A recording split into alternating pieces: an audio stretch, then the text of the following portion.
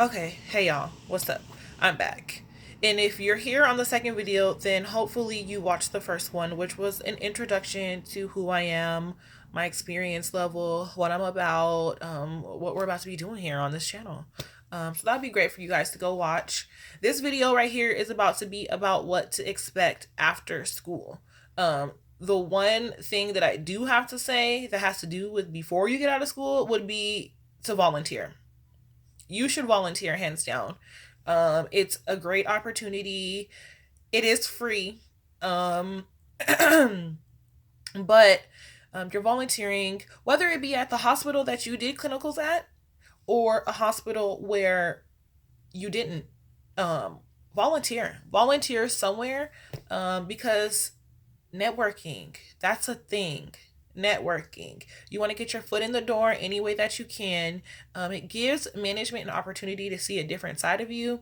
When you're in school doing clinicals, um, you are there and you're assigned with your person, you're going to go work. You really don't have time to chit chat, and your personality doesn't have time to shine. So when you volunteer, you are pretty much more behind the scenes. You can't practice when you volunteer because um with the school you have like that liability insurance, and they have the contract, so the hospital is like responsible for you. When you volunteer, they're not doing that. So that would literally be like a stranger just coming in and start helping out patients. Like, you can't do that. And you're not licensed yet, so there's just some technicalities that go into that. So you end up doing a lot of like paperwork, and you start from the bottom of the totem pole to the top. So shit that hasn't been filed in 5 years, they have a big ass stack of it. That's what the fuck you're about to be doing. Creating PowerPoints for other people. You're just basically doing other people's work that they don't want to do. If you're lucky, you do get to shadow respiratory therapists. You can befriend some of them. You can ask them your questions, nitpick their brain. So I really would suggest volunteering. Um, Also, hold on, because I have to get this book really quick. Hold on one second. Um, there is a there is a company called Kettering. It's a company called Kettering. Um, it costs you about $300, I want to say, 250, something like that.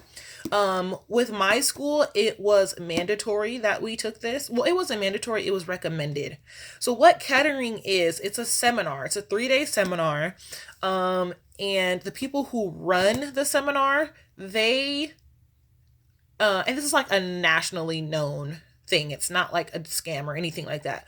They basically take the tests, so your ClinSims and your TMC, your multiple choice test, they take the test every single year. So these people know the material that's on the test. They know when they ask a certain type of question, what it is you need to be focusing on from that question. They know, they teach you um basically how to pass the damn test. And that's what I want. So with Kettering, it's a 3-day seminar. Me and my classmates, we spent the night wherever they had it for 3 days, and our teacher let us off of school because they really wanted us to pass. So we did that. They do this, do that. You do workbooks. They teach you about the ClinSims. And that's it. You still have to study. You're not going to learn everything you need to learn from those 3 days, but it's really, really cool. Also, with Kettering, you sign onto their website, and they have study tools. They have study tools that you can purchase. So they had lecture notes. So there's a book, comprehensive book. You listen to an actual lecture. There's lectures on all of the chapters, with even more secrets, with even more shortcuts, than the seminar, which was fucking dope. Like, oh my God, I felt like that was just a gem. Because because you feel like you're in a class talking to a person. They have a hotline. They have a hotline that you can call with anything that you're unsure about. Hey, I don't understand the concept of this. Call the hotline. They'll answer the hotline. Like, oh my God, I just love Kettering. Um, what else? They have tokens online. So you spend maybe like $20 for 4 tokens, whatever. But they have practice tests online. Practice tests online. Freaking amazing. There's also a website called tutorialsystems.com.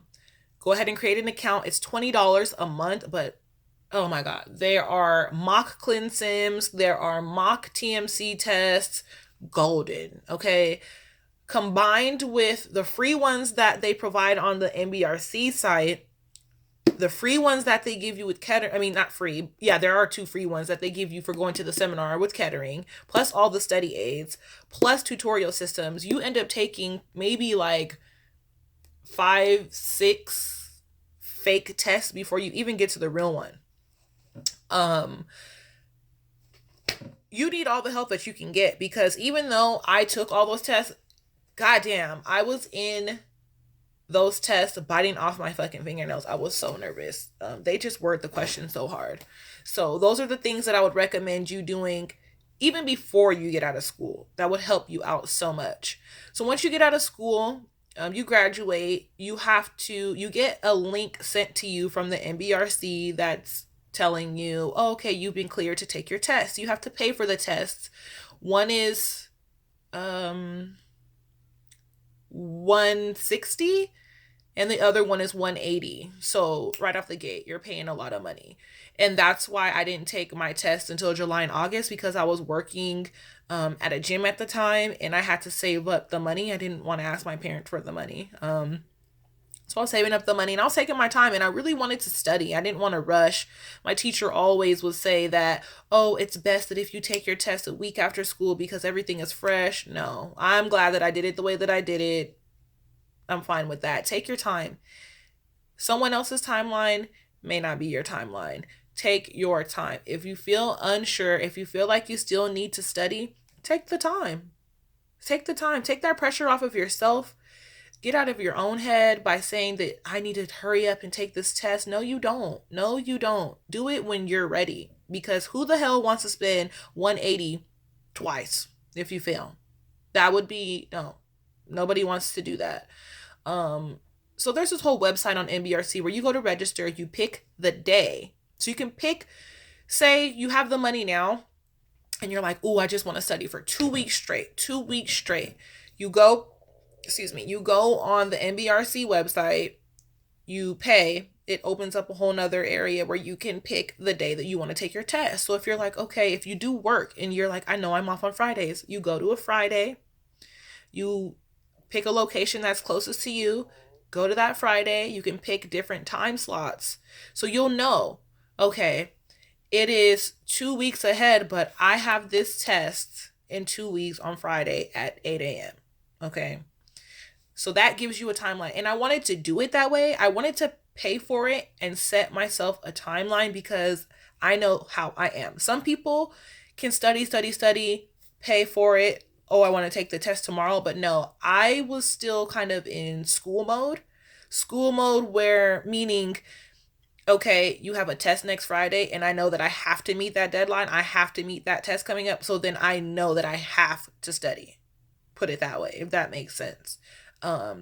Leave it up to me because it would be 2 months after I graduated. If I didn't pay and set a date, I would have procrastinated for so freaking long. So I set a date, paid for it. I didn't want to waste my money.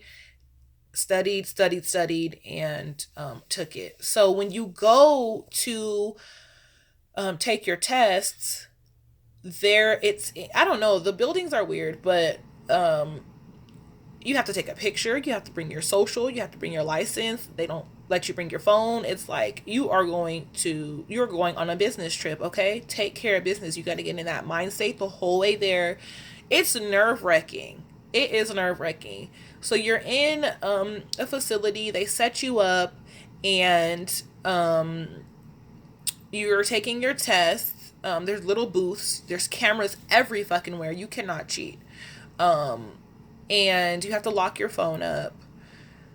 Uh, you take your test, like 3 hours long. You take your test and pray to God that you pass. When I was done with my test, I knew that I failed. I knew that I failed. And that's one thing that Kettering teaches you. Kettering teaches you that the tests are designed to make you feel like you are failing the entire fucking time. So if you feel comfortable, something is wrong. If you have a sense of, this is it, I blew it, then you on the right track. The questions are meant to be hard. Don't forget that. But you got this. You've been studying for months. You got this. I even went to the bathroom at one point during my TMC test, and I didn't cry, but I was like, "Bitch, you really drove all this way to fail. Like, you're failing." I was so embarrassed. So after I picked off all my nail polish, bit off all my nails, literally there were like nails on the carpet below me. It was so disgusting, but I was so nervous.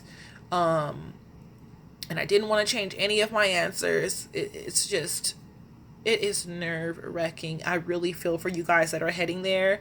Good luck. But I went out, and they ask you if you're done. They ask you for your name, and out the printer either comes a paper that says pass or fail. And I flipped my paper over, and it said you passed. I was like, that's what I'm talking about. I was so happy. So then you have to do it all over again for your ClinSim. Study, pay, set a date, study, pass that shit, kill it. Boom, boom, boom. Another $200. Then after that, because you have to have both of your tests taken to get your license.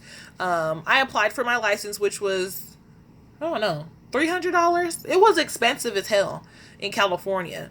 I do live in California. If I haven't said that already, I live in California, Southern California. So it's just expensive down here anyway. But apply for my license. It took me maybe 2 weeks to get it. Another thing that my classmates were doing that our teacher told us to do was you can still print out the application and fill it all out, turn in everything that you can, that you have, turn it all in. And what that does is the state will have it, and it kind of expedites your process. So once you pass your test, boom, you just have to turn in those two things, and then you're good. You get your license like that. I didn't do that. I waited until September or August, whatever, and I turned in everything together. And it took maybe like 2 weeks to get your license. So that is that. What was I going to say? I forgot what I was going to say. I think I have the paper that they show you when you pass. But it's somewhere. Once you pass, I don't know if California is different though. Hold on one second. Once you pass, where's my shit? Once you pass,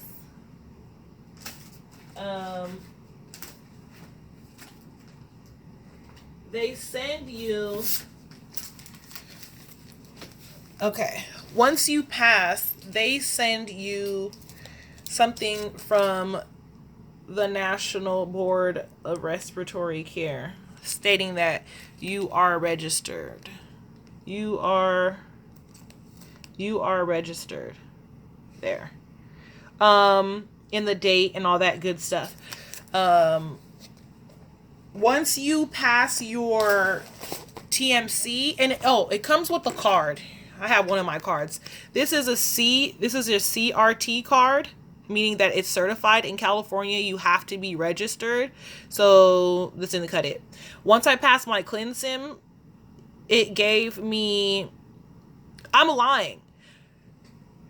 The TMC is a low cut score and a high cut score. If you get the low cut score, you're certified. If you get the high cut score, it makes you eligible to take the ClinSims, which will end up getting you registered. So I got the high cut score, but they still send you a card and one of these same exact letters that say registered, but it says certified. So certified, and then the card is in there. Okay. Once you pass your ClinSims, you get registered with a card that not only has this line, but it has a new line that says RRT and then your expiration date and stuff like that. So cool. Also, when you get your license from the state, this is California again, by the way. I'm not sure how any other state works, but once you get your license from the state, they will send you a nice little plaque. I do have plans on hanging this shit up on my wall because for all the goddamn stress I went through, I deserve it. It's going to be plastered every freaking where. But anyway, so after school, you need to just study. Get your money together if you can. As you're heading, like if you have financial aid and you can use that money, start putting away the money to save. That way it won't be so hard on you and you won't have to put up so much money at one time when you're trying to take all your tests like I did, because good God, I was broke. I think it was like, I don't know, it's $200, $300, like $700. That's in California again, but it was a lot. So good luck. If you have any questions, I'll even mail somebody my Kettering books because I don't need them anymore. So, well, I have the workbook, and no, never mind. I can't do that because I don't have the actual study guide, and that's the one with all the good shit in it. So I don't know what I did with this. I think I might have threw it away. After I passed that shit, I probably threw it away and was like, fuck this. I don't ever have to see this again. That's probably what I did with it. But anyways, if you have any questions, let me know. I'd be more than happy to help you out with anything. And stay tuned for the next video.